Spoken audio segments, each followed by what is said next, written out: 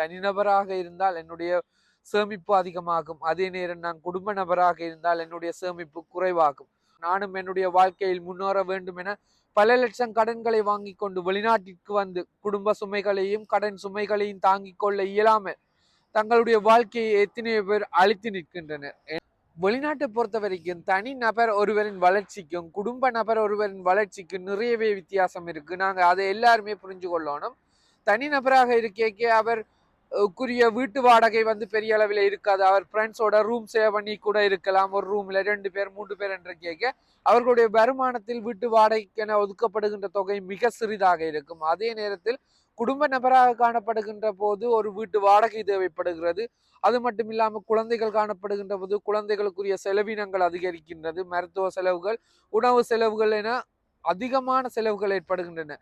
அதை நாங்கள் புரிந்து கொள்வதில்லை. வெளிநாட்டில் இருப்பவர்கள் எல்லாரும் வசதியாக வாழ்கிறார்கள் என எண்ணி குடும்ப நபர்கள் சில பேர் பலவிதமான பிரச்சனைகளுக்கு சிக்கிக் கொள்கின்றனர்.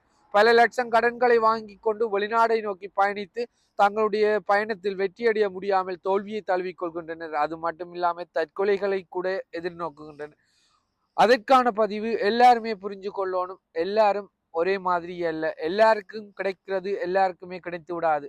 அதை நாங்க சரியான முறையில புரிஞ்சு கொள்ளணும். வெளிநாட்டை பொறுத்த வரைக்கும் ஒருவருக்கு உதவி இருந்தால் அவர் முன்னேற்ற பாதையில் செல்வது மிக சுலபம்.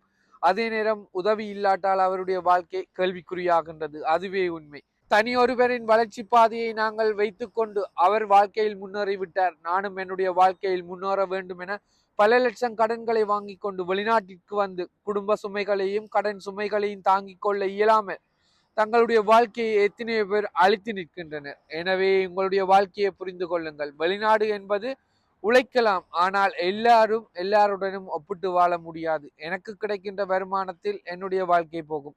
உங்களுக்கு கிடைக்கின்ற வருமானத்தில் தான் உங்களுடைய வாழ்க்கை போகும். நான் தனிநபராக இருந்தால் என்னுடைய சேமிப்பு அதிகமாகும். அதே நேரம் நான் குடும்ப நபராக இருந்தால் என்னுடைய சேமிப்பு குறைவாகும்.